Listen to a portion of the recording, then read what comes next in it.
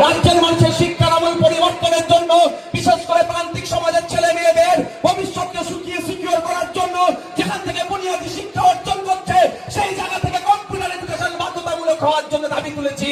আর ওই 3 অঙ্কুরের মতো দামড়া ছেলেগুলো, যাদের মনে হয় কলেজে আর কোনো ডিগ্রি ফিগ্রি নয়, তারা কি করছে?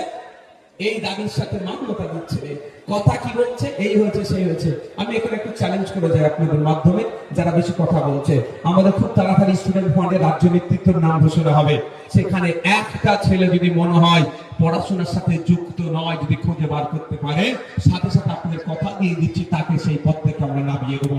আর এই চ্যালেঞ্জটা আমার টিএমসি বন্ধুদেরকে গ্রহণ করতে হবে। রাজ্য নেতৃত্ব থেকে শুরু করে কলেজের যারা, আমাদের রায়গঞ্জ জেলা পরিষদের একমাত্র বিরোধী বিধায়ক দক্ষিণ 24 পরগনা জেলা ভাঙড় থেকে আপনারা পাঠিয়েছেন। আমরা 3-3 হতো 1-2 নম্বর ব্লক থেকে। 1 নম্বর ব্লকে তো নমিনেশন করতে দেয়নি, যাক ওই বিষয়ে আমি আসছি না, আমি আমার এখানে ফিরে আসছি।